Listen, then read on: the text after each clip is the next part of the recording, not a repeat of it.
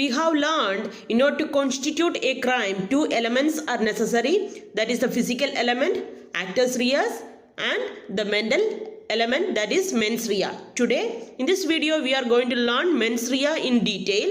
Mens rea means guilty mind, an evil intention, or a knowledge of the wrongfulness of the act. Mens rea, the mental element necessary for the particular crime, may be to do an act or a recklessness from doing a lawful act. An act does not become a crime unless done with a guilty mind. This is the fundamental principle of penal liability. An act does not become a crime unless done with a guilty mind. So that guilty mind is mens rea, and it may be to do an act or recklessness from doing a lawful act also. There are three characteristics of mens rea.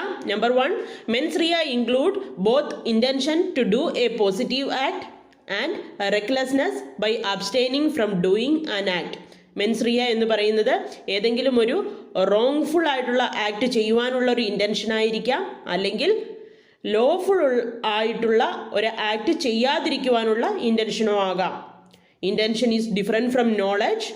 Intention is different from motive. Now let's see what are the difference between intention and knowledge and intention and motive.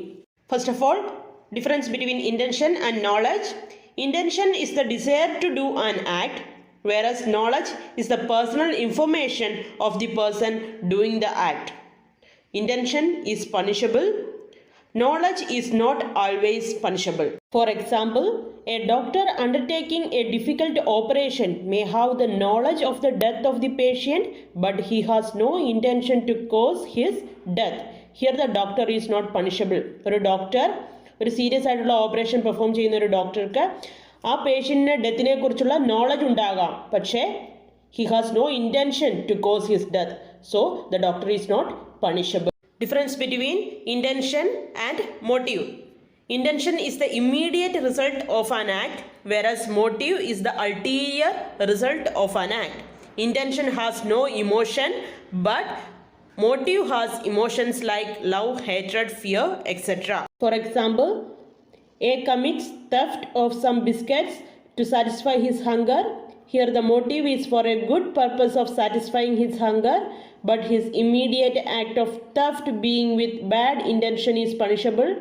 Thus, if a man follows illegal means to achieve a good and legal purpose, then he is punishable.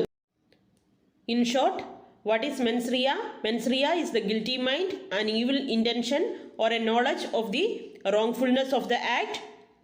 Mens rea is the mental element necessary for a particular crime. It may be an intention to do an act or a recklessness from doing a lawful act. Characteristics of mens rea include